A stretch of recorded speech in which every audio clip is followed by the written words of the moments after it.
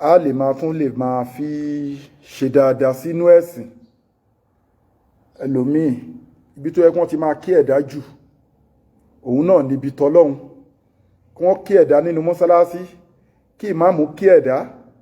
káfà àsàlátù kí ẹ̀dá àfà alikọ̀ kó kí ẹ̀dá kan nínú ẹ̀sìn generally kí wọ́n máa kíyàn òun ló ní ládájú àmọ́ ní ayé tàwa ń sìn kí wọ́n lọ mọ kíyàn ní ṣọ́ọ̀ṣì mùsùlùmí ni o pásítọ̀ kó wá máa kí àwọn pásítọ̀ máa kí àbí káwọn eléégún kọ́ mọ kí mùsùlùmí àbí kọ́ mọ kí mùsùlùmí ní klọ́ọ̀bù ẹlòmíì tún wá ní yóò sóore sínú ẹ̀sìn àfáà tún wá lòun fẹ́ kí àní ẹmọ́ kí mi o wọ́n sì ń kí ń ṣọ́ọ̀ṣì pásítọ̀ tún pé jáde kódà alájà pásítọ̀ tún pé wọ́n jáde pé ẹ̀rí mọ́ ìwà ìwọ́n ṣe báyìí àmọ́ nínú ẹ̀sìn kì í sábà wá fún bẹ́ẹ̀ kí ló ṣẹlẹ̀ tí wọ́n bá ṣe dáadáa fáwa tó dúró ti ṣe ọlọ́run lára wa èmi Muhammad Saheed èmi máa kí o lè lọ resign kó lò ṣiṣẹ́ ọlọ́run mọ́ ọlọ́run ló lù ẹ fún mi èmi máa kí ẹ jẹ́ ká máa kí àwọn èèyàn wa tó bá ń sọ̀pọ́tì ẹ̀sìn ẹ jẹ́ ká máa kí wọn wọ́n ń kí wọn ṣọ́ọ̀ṣì wọ́n ń kí wọn nílé eégún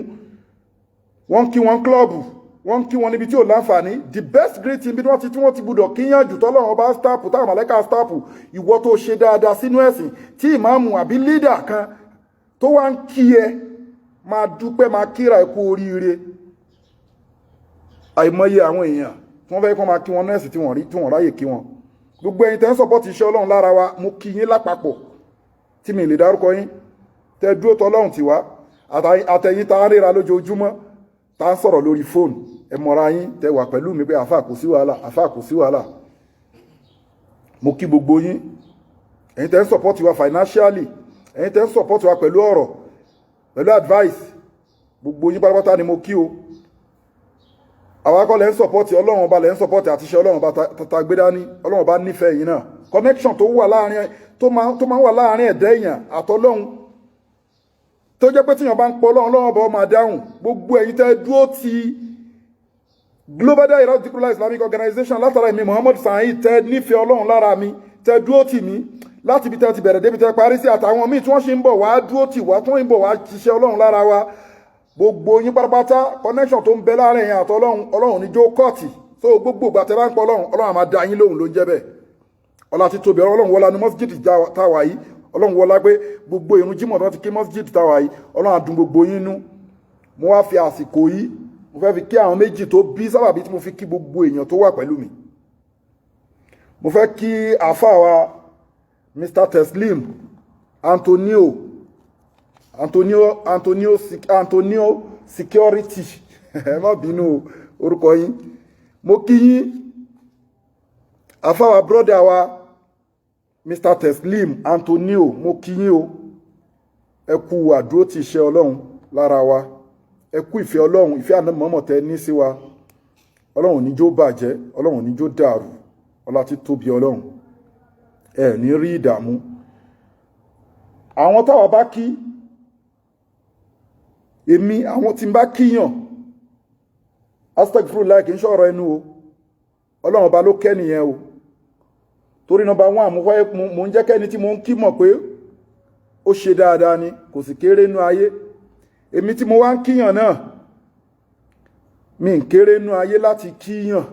tí ń bá kíyàn torí most of people tó mọ̀ mi tó ń bá rí pé mo kíyàn kan wọ́n mọ̀ pé àwọn ènìyàn ṣe dáadáa ni wọ́n mọ̀ pé àwọn òmúgbámọ́ kan ìlàfẹ́ ṣe fún nǹkan tí wọ́n bá ṣe ni màá sọ bẹ́ẹ̀ ni so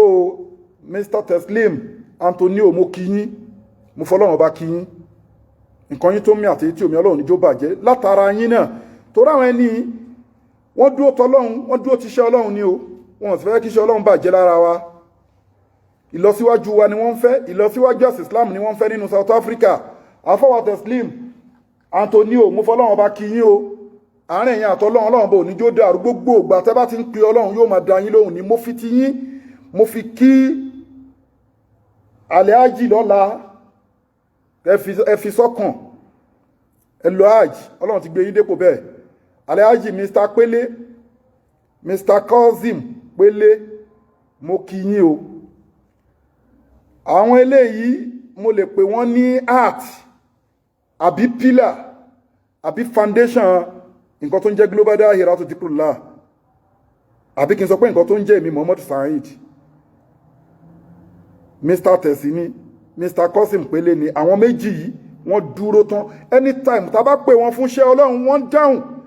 èmi ò ní háìdì mi ní háìdì yín máa kí yín Ọlọ́run ọba ló ń kí yín bí mo ṣe ń kí yín torí inú ilé Ọlọ́run ọba mo ti ń kí yín ọ̀rọ̀ Ọlọ́run ọba ni mo sì fẹ́ sọ tí mo fi kọ́kọ́ kí yín síwájú Ọlọ́run ọba ń kí yín àwọn màláìkà ń gbọ́ mo ti sọ fún àwọn èèyàn several times ibi tó bá ti ń ka àlìkùrìánì àwọn màláìkà máa ń sọ kalẹ̀ wá bẹ́ẹ̀ àwọn màláìkà máa gbọ́ àlìkùrìánì àwọn màláìkà ń bẹ́ ń bí Mr. Teslim Antonio Ọlọ́run níjó burú fún yín Ọlọ́run níjó bàjẹ́ fún yín nǹkan yín tó ń mí àtẹ̀yí tí òmí Ọlọ́run bò ní fọwọ́ bàjẹ́ kan òkè òkè lẹ́ẹ̀ máa lọ ẹ̀ ní wálẹ̀ lágbára Ọlọ́run Mr. Kosim Pele òkè òkè lẹ́ẹ̀ máa lọ ẹ̀ ní wálẹ̀ ní ṣubú dànù àfi àlùkùránì tó ń bẹ wájú mi mo fi ń bẹ Ọlọ́run bá fẹ́yìn méjì Ọlọ́run bá ti ń lò yín fún Islam Ọlọ́run wá ní jẹ́ kí àìníṣe Islam mọ́ Ọlọ́run ní fi ṣàdánwò fún yín gbogbo ìgbà tó bá ti pè yín fún tọlọ́run fún tànàbìlẹ̀ máa ń jẹ́ wa lọ́sàn lóru ẹ̀ wá kí n sọ kó sú yín ẹlòmí ò mọ̀ rojú pọ̀ ni mo fi sọ síwájú ṣọ́ọ̀ṣì ni wọ́n ti ń kí aláàjì mi ṣọ́ọ̀ṣì ni wọ́n ti ń yan ọmọ mùsùlùmí mi ilé ọtí ni wọ́n ti ń yan ọmọ mùsùlùmí mi ilé awo ni wọ́n ti ń yan ọmọ mùsùlùmí mi ilé ifá ni wọ́n ti ń yan àwọn mùsùlùmí mi kí ló wá dé tá bá rí èèyàn tó ṣe dáadáa sínú ẹ̀sìn àbí tó dúró ti ṣe Ọlọ́run ọba lára wa tá wá ní kí wọn Mr. Teslim mo kí yín mo fọlọ́run ọba kí yín Mr. Kosim Pele mo fọlọ́run ọba kí yín mo kí yín Ọlọ́run ní fà yín jábọ́ kọ̀nfàmù mo sọ fún yín o ní ṣubú dànù bí sí ní láì kì í ṣe mi lẹ́yìn kú ṣe nǹkan fún Ọlọ́run ọba àtànábì àtiṣẹ́ tí mo gbé dání lẹ nífẹ̀ẹ́ lára wa iṣẹ́ yẹn lẹ wá iṣẹ́ ẹ̀sìn yẹn lẹ wá mójútó tàbá pé yẹn afẹ́ ṣe nǹkan báyìí afẹ́ ṣe gbé afẹ́ ṣàwó lóru lọ́sàn-án ẹ̀ wá ń dáhùn so ẹ̀ deserve àdúrà èmi kí yín mo fọlọ́run ọba kí yín o Ọlọ́run wọlá gbogbo àyà rísíkù tọ́lọ́run bá fi ń ṣe ojú àánú wo àwọn ẹrú ẹ̀ ní tọrọ jẹ kẹ́yìn ayé yín bí sí ní láì tààlà àti bí mo ṣe kọ́kọ́ sọ síwájú àtàwọn tó dúró tì wá tí wọ́n wà pẹ̀lú wa tá ń ríra lójoojúmọ́ tá a lè ṣe ká má ṣàdúrà fún yín àtàwọn tó jẹ́ pé bí àsàlátù mẹ́mbà tá ọjọ́ wà nígbà ní kí n máa dárúkọ orúkọ á pọ̀ mo kàn lọ sí ọ̀dọ̀ àwọn méjì yìí ni ẹ ti understand ọ̀dọ̀ àwọn méjì ṣe mọ̀ pé nínú ìjọ àwọn máa rí Sayyidina Ali Umar kíní kan Usman àwọn máa rá wọn disciples àbí kí ni wọ́n ń pè companion bẹ̀tẹ̀ àwọn àgbàlagbà méjì tí mo dárúkọ yìí àwọn brọ́dà wa méjì tí mo dárúkọ yìí àwọn alájì méjì tí mo dárúkọ yìí ìdí tí mo fi dárúkọ wọn ni pé bí pílà ni wọ́n jẹ́ fún iṣẹ́ tèmi ń ṣe wọ́n dúró tán tì mí Mr. Teslim Antonio àti Mr. Kosim Pele nínú South Africa yìí àfi tí wọ́n fẹ́ ṣàbòsí tí wọ́n fẹ́ ṣàbòsí wọn lókù wọ́n dúró tì mí tán wọ́n dúró tán kò dẹ̀ sí nǹkan náà fi dúró wọ́n dúró iṣẹ́ Ọlọ́run tí mò ń jẹ́ wọ́n ń support iṣẹ́ Ọlọ́run pílà ni wọ́n jẹ́ fún mi foundation ni wọ́n jẹ́ fún iṣẹ́ Ọlọ́run ọba tí mo gbé dání òpó kan ni wọ́n jẹ́ fún iṣẹ́ Ọlọ́run ọba tí mo gbé dání Ọlọ́run awọlá títóbi Ọlọ́run gbogbo ọmọ tẹ bí pátápátá Ọlọ́run àṣẹ wọn ló lu ọmọ ẹ̀yin náà tẹ wá jẹ́ bàbá tá ń ṣàdúrà fún yín ẹ̀ wá ní wálẹ̀ ẹ̀ dẹ̀ nílùú tọmọ pọ̀ ọ̀làlá àwùlà wàlà quwwata illa billahi al-aliyyil azim bismillahi izaja bismillahi rahmani rahim izaja anasirullahi wal fatihu wa ra'aita an-nasa yajuluna fi dinillahi afwajan fasabbih bihamdi rabbika wastaghfirhu innahu kana tawwab mo fi tara àwọn méjèèjì tí mo gbàdúrà fún yín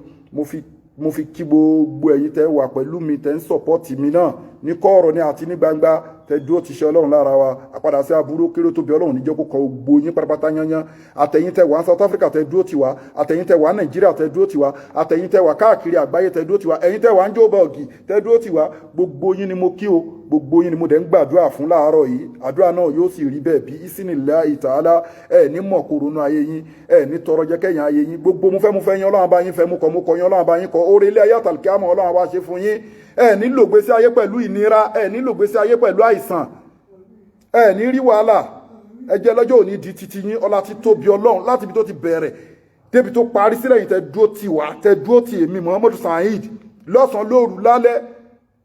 ní financially ní physically ní tẹ́ ń wà pẹ̀lú mi ẹ mọ́ra yín mo ń bẹ Ọlọ́run ọba fún yín àpadà sí aburú òní kan yín bí isinillahi ta'ala bó dẹ̀ ṣe máa rí nìyẹn ọlá innama amruhu iza arada shay'an ay yaqula lahu kun fayakun tó bá tó wá dọjọ́ àlìkìyámọ̀ Ọlọ́run bò ní sọ pé òun mọ̀ yín rí àjọjọ bá nàbí wọlé ọlá bá nàbí wọlé ọlá ni Ọlọ́run àgbàṣẹ yín lójú ẹ̀mí yín Ọlọ́run àgbàṣẹ yín Ọlọ́run àṣà ọmọ yín lólú ọmọ la hawla wala quwwata illa billahi al-aliyyil azim lecture lélẹ́yìí jẹ́ o ká tó bọ́ sínú lecture gbogbo ìwọ tó jẹ́ pé tó bá ibi tó bá ti ń náwó sọ́tí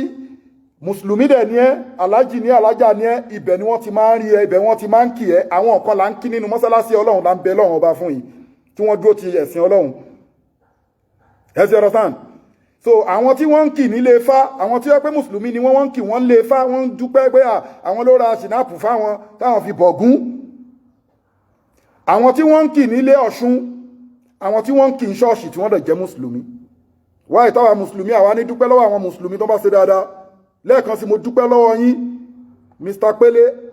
cousin Pele àti Mr. Teslim Antonio ọlọ́run níjó bàjẹ́ fún yín ẹ kú àdúrótì ọlọ́run níjẹ́ ṣubú masalam wa ila liqa'i hausu billahi minash shaitani rajim bismillahir rahmanir rahim lecture wa lónìí òun náà ni ìrun kíkí ìrun ẹ rí pé gbogbo wa ọlọ́run ọba kí ló dá wa sáyé wá fún ó ní wa man alaktu li jinni wal insa illa liyabudun mi dẹ́yìn àtàlìjọ̀nú lásán o illa liyabudun àyàfi kẹ́ máa sin èmi ọlọ́run ọba so ó dẹ̀ tún sọ pé torí àwọn wo ló ń ṣe dé àlìjọ́nà torí àwa èèyàn àtàwọn àlìjọ́nú ni torí àwọn wo ló fi dáná wala qad sarana li jahannama kasiran minal jinni wal insi lahum qulubu la yafqahuna biha wa lahum a'yunun la yubsiruna biha wa lahum a'sanun la yasma'una biha ulaika kani al'ami balu adolu ulaika umul fasiku Ọlọ́run bá ní ọ̀pọ̀lọpọ̀ àwọn èèyàn àtàlìjànú ló ń ṣe já iná jahannama àmọ́ lónìí gbogbo àwọn ànábì Ọlọ́run ọba tọ́lọ́run bá ránṣẹ́ yányán wọ́n ní 124,000 ní gbogbo àwọn ànábì Ọlọ́run ọba àwọn scholar àwọn àgbàlagbà àfáà tún sọ pé wọ́n jù bẹ́ẹ̀ lọ wọ́n tó bẹ́ẹ̀ wọ́n jù bẹ́ẹ̀ lọ a mọ̀ pé Ọlọ́run bá ti ní pé ká nígbàgbọ́ nípa àwọn òjíṣẹ́ agbàgbé ànábì Ádámọ̀ wà ànábì Núhà wà ànábì Yísà wà gbogbo ànábì Sùlàìmánà ànábì Yàyà ànábì Kídírù apá kan sọ pé ànábì ni apá kan sọ pé àáfà wòlíì Ọlọ́run ọba ni ẹ ti understand àwọn ànábì Ọlọ́run ọba pọ̀ lọ bẹ́ẹ̀ Ọlọ́run bá tún sọ nù àyà kan mínìhùn mọ́ ń kọ́ lámọ̀ mínìhùn mọ́ lámìyà nìnà kìsísíhù mínìhùn mọ́ ń kọ́ sọ sínú àléìkà wà mínìhùn mọ́ lámùnà kìsísíhù wà kọ́ lámọ̀ lẹ́wù Musa tẹ̀kìlímà Ọlọ́run bá ní ń bẹ nínú àwọn ànábì Ọlọ́run ọba tá a dá táwọn Ọlọ́run ọba ò dárúkọ wọn àmọ́ bá a ṣe wọ́n kú báyìí tó tá a bí sì tó àwọn Ọlọ́run ọba wọ́n kà lámọ̀ lẹ́wù Musa tẹ̀kìlímà abá ànábì Musa sọ̀rọ̀ àyà yẹn lásán ó ti jẹ́ ká mọ̀ pé Ọlọ́run dá a lot of àwọn prophet bẹ̀ tí wọ́n sọ pé 124,000 èyí tó ní àkọsílẹ̀ gbogbo àwọn ànábì yẹn èyí tó lọ́wọ́ bá rán sí ìlú wọn èyí tó lọ́wọ́ bá rán sí fámílì èyí tó lọ́wọ́ bá rán sí àwọn agbègbè ìletò ànábì wa Muhammadu sallallahu ta'ala alaihi wa sallam òun